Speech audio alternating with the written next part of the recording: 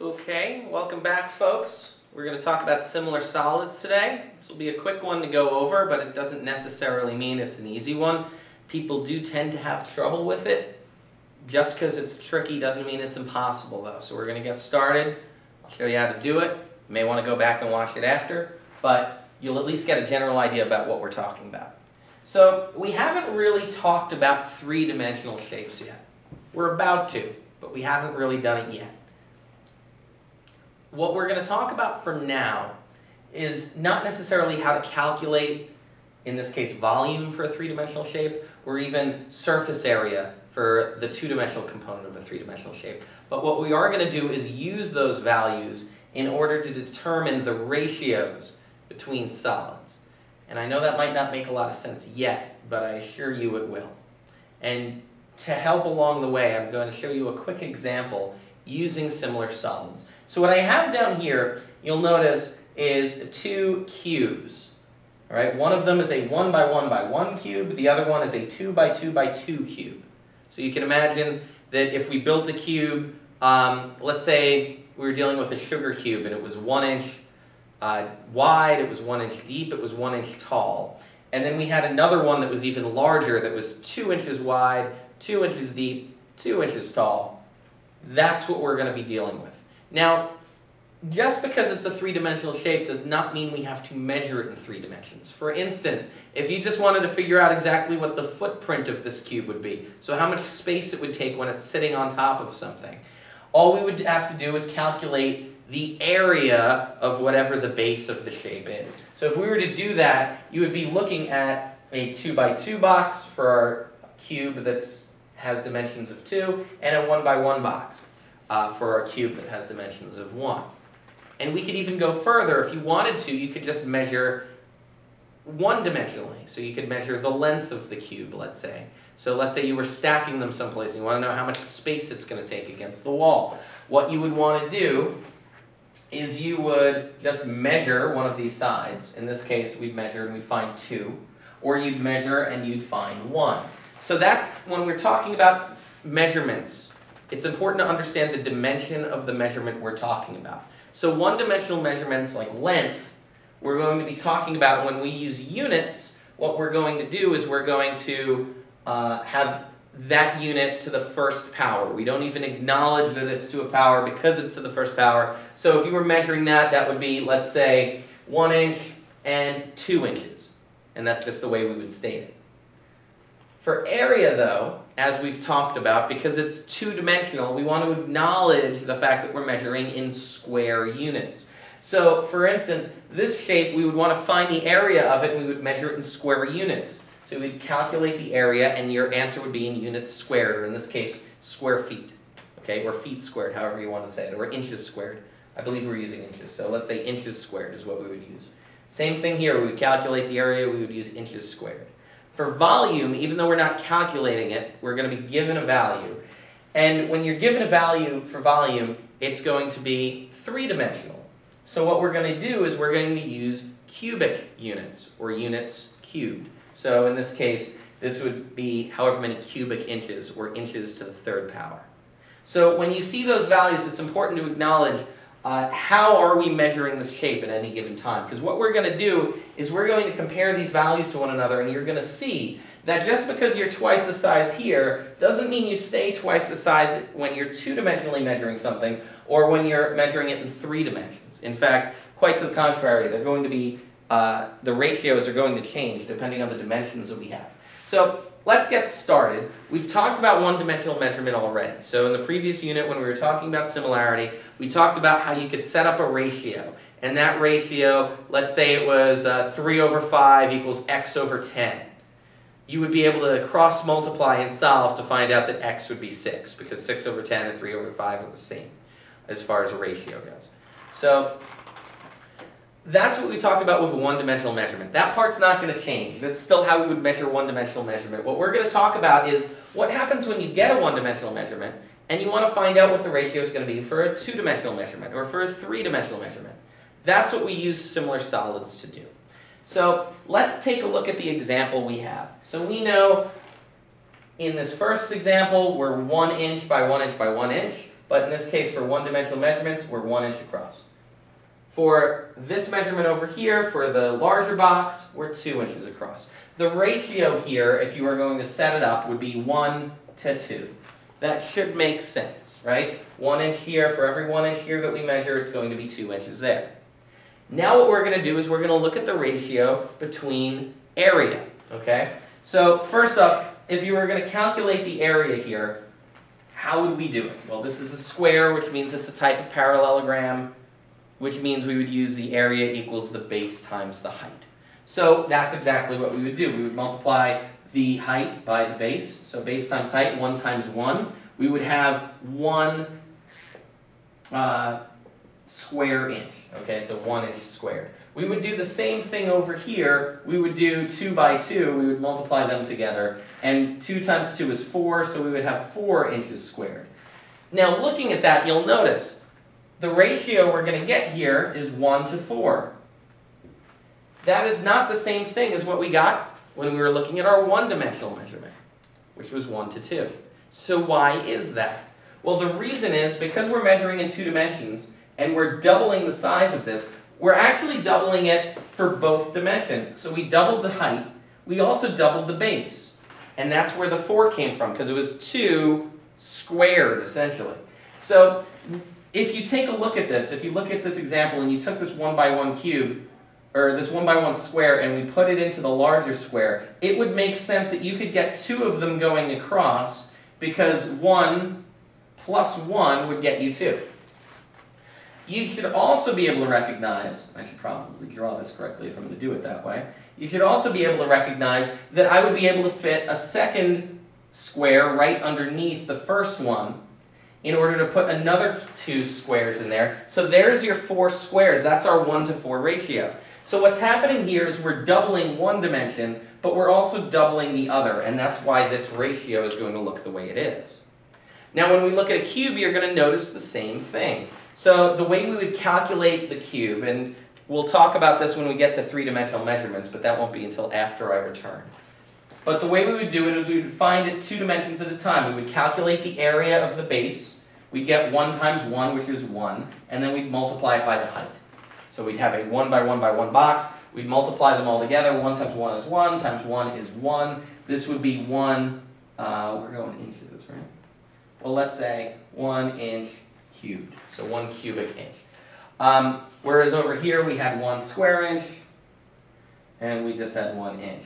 Over here, 2 inches, we had 4 inches. Over here, if you take a look at the example, we know we could stack 2 cubes across the front of this shape like so.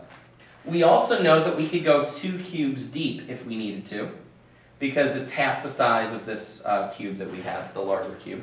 And we also know that we could stack at that point, if you were looking at it, we would be looking at a shape that looked like this. You would have 4 cubes stacked like so. You'll notice that there's a whole half of the cube we haven't used yet that you could fill in with another 4 cubes. And if you did that, you'd find out that you're actually able to get 8 cubes of the small size into the large cube. Which, again, doesn't make sense based on what we know about similarity so far, but for similar solids will make sense.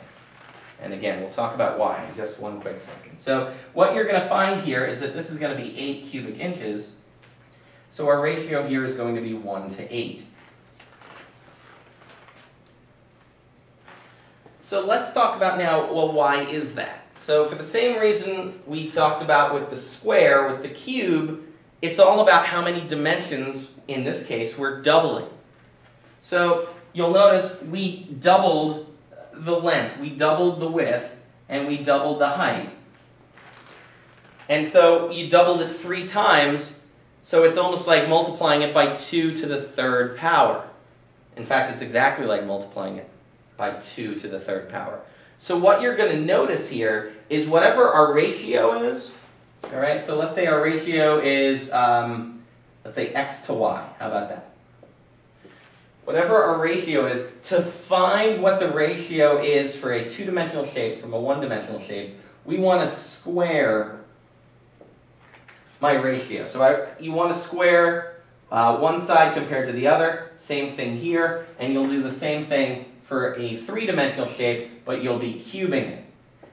Because of exactly what we talked about. When we have this multiplier, when we're doubling or we're tripling or we're quadrupling, we've got to do it twice for a two-dimensional shape, or 3 times for a three-dimensional shape, and that's why we have to square it and cube it. So just to give you another example, I want you to imagine that we were dealing with a shape that was let's say feet, 1 foot and 3 feet. So we'll clear this out, and we'll talk about what would happen if it was 1 foot and it was 3 feet. Well, we've talked about it a little, so hopefully you've got a general idea about what's going to happen and what we're going to see. But for those of you unsure, we'll go through it. Here's our cube.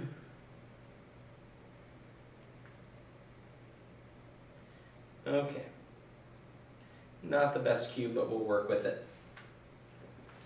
So 1 to 3, let's take a look at what's going to happen. Again, we're going to have, let's say, 3 feet.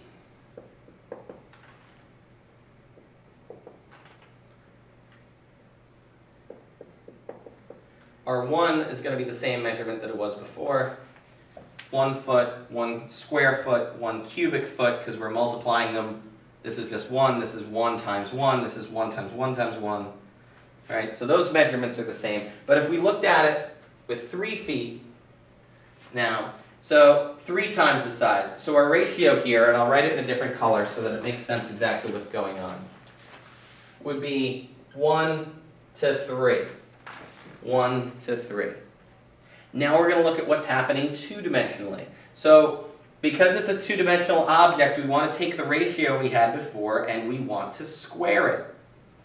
So here's our ratio. Here's our ratio. We're going to square it. 1 squared is going to be 1. 3 squared is going to be 9. So our ratio is going to be 1 to 9. All we did, we took our ratio and we squared it. We're going to do the same thing with the three-dimensional measurement. And when we do that, and I'll just draw it out here first,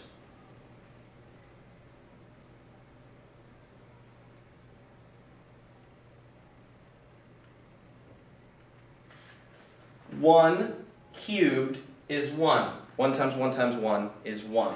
3 cubed is 27. 3 times 3 is 9, times another 3 is 27. So our new ratio here is going to be 1 to 27. The way we figured that out is we just took the ratio we had for our one-dimensional measurement and we cubed it. That's it. Now, you're not always going to be given the one-dimensional measurement. Sometimes you're going to have to find it. You'll have to work backwards. It works no different from anything else where we've had to work backwards in the past. So what you might want to do, let's say you were given 1 to 9 for a two-dimensional measurement, you might want to take the square root of it, get back to 1 to 3, and then cube it to find the volume. Right? So that's an example of how you go about solving a problem where you have to work backwards. But the whole idea here is that these are the 3 ratios going on for a one-dimensional measurement, a two-dimensional measurement, and a three-dimensional measurement. You need to find out what your original ratio was first, and then you can square it or cube it to get there. And to work your way backwards, you just take the square root or the cubed root in order to do that as well. And for those of you who are wondering, well, how do you take a cubed root? You have your calculators. You should be able to use them. This is the type of thing we would want to use our calculators for. Although, to tell you the truth, if you're getting a cubed root, odds are it's going to be an easier one, like 1 to 8, where we find out it's 1 to 2, or 1 to 3, and we find out, or 1 to 27, we find out it's 1 to 3, or something with basic numbers. But that's what you're going to see. You're going to be expected to work forwards or work backwards. And I've put up an example of each so that we can practice it quickly before you guys work independently. So let's take a look at the first example. We have similar rectangular prisms. Now, we haven't talked about what a rectangular prism is, but think cereal box, or any box really for that matter. It's like a cube, except not all the sides are going to be the same. It's rectangular in nature, but it's a rectangular box. We've got 2 similar rectangles. We have or rectangular prisms. We have rectangular prism A, we have rectangular prism B. Now if you look at the heights of them, you'll see that rectangular prism B is larger. What we're going to do is we're going to find out how much larger the volume is. So here's what we're going to do. First we're going to come up with our ratio. All right, so what is our ratio here? If we look at the ratio between the heights, we have 10 feet to 40 feet. Okay, you can simplify that to 1 to 4. All right, you can divide both sides by 10. You want to simplify it just the same way you would a fraction. In fact, you could even write this as a fraction if you wanted to. But our ratio here is 1 to 4. And what we need to find out is what the ratio is going to be between the volumes. All right, so if I know the ratio is 1 to 4, and that's my x to y, it's my one-dimensional ratio, I want to find my three-dimensional ratio. So what I'm going to do is I'm going to cube both of these values. So 1 cubed is going to be 1. 4 cubed, 4 times 4 is 16, times 4 is 64. So my ratio here is going to be 1 to 64. So what that means is that the volume of B should be 64 times the size of the volume for A. Now, how you solve it from here is up to you, but really a proportion is the best way. But all you really have to do is just multiply, well, I'll set it up and you'll see exactly what I'm talking about. We'll write this as a fraction, 1 to 64, and then the other ratio is going to be the actual volumes. So we know the volume of A. We know as far as our ratio, this is A, so A is going to be in my numerator on the right side. I'm going to write 2,000. And then my denominator, I don't know. So what I'm going to do is I'm going to cross multiply. So 1 times x is 1x, or x. 2,000 times 64 is going to be 128,000. So this is going to be 128,000 cubic feet. That's how big the volume of our rectangular prism B is going to be. Because it was 4 times the size as far as its height went. It was similar, so that means its width and its length will also be 4 times the size of whatever rectangular prism A was. So it means our volume is going to be 64 times the size. So we take our ratio, we set it up, we cross multiply, and we solve. And that's it. That's all you have to do. All right? So really, it's no different from our similarity problems that we've been dealing with already. It's just one extra step. We have to figure out, based on the ratio we're given, what the ratio is that we're going to need to solve with is going to be. So that's working forwards. Working backwards, a little different, not necessarily more difficult, but a little different. So what we're going to do, we've got our similar pyramids. Our height of our pyramid A is 5 feet. Our surface area is 200 feet squared. Even if you didn't know what surface area is, a couple keys here. You should see area. We know area is a two-dimensional measurement. We also see square feet, which means that we're going to be using a two-dimensional measurement. So we know the height of A, we know the surface area of A. We know the surface area of B, we don't know the height of B. So what we're going to do is we're first going to find the ratio of surface area A to surface area B. So if we do that, we would have 200 to 1,800. And what we want to do is simplify that. So hopefully you'll recognize you can drop the 2 zeros by dividing both sides by 100. That would be 2 to 18, which is the same thing as 1 to 9. So we see that the ratio of our surface areas, when we simplify it, and really it's in your best interest to simplify. If you don't, you're going to be dealing with messier numbers, larger numbers. It's going to be a little harder to do everything. So simplify when you can. So when we simplify the ratios here, what you're going to find is that the ratio between the areas is 1 to 9. What that means is x squared to y squared is 1 to 9. So in order to find out what our one-dimensional ratios are going to be, we have to take the square root of both of these. The square root of 1 is 1. The square root of 9, well, what multiplies by itself to equal 9? That's going to be 3. So our ratio of the heights is 1 to 3. So now we take a look. We set up our proportion. We know we have 1 to 3 as far as the height of A compared to the height of B. That's going to equal whatever the actual height of A is, which is 5, over x, because we don't know how big the height of B is. So we cross multiply. 1 times x is x. 3 times 5 is 15. So x will equal 15. The height of b will be 15 feet. And that's how we figure it out. So you just work backwards. You do the same thing you did before, but instead of squaring or cubing, you're taking the square root or the cubed root to get back to the one-dimensional measurement. Right? The only other type of example I didn't put up here that you would need to know is either going from surface area to volume or volume to surface area. It's a little more involved, but not really. All you would need to do is find the ratio that you were given. Work your way back to the one-dimensional ratio by taking the square root or the cube root, and then squaring or cubing to get back to whatever dimension you need to be in. So that's all you have to do, and that's it. And that's all that there really is to similar solids. But practice it. It's tricky. You're going to have a decent amount of examples. Go through them. You should have the answers as well. You can check along the way. If you still feel stuck, I should have either come in already, or I'm going to let you know when I'll be around for extra help. Take advantage of it. Until then, I'll see you later.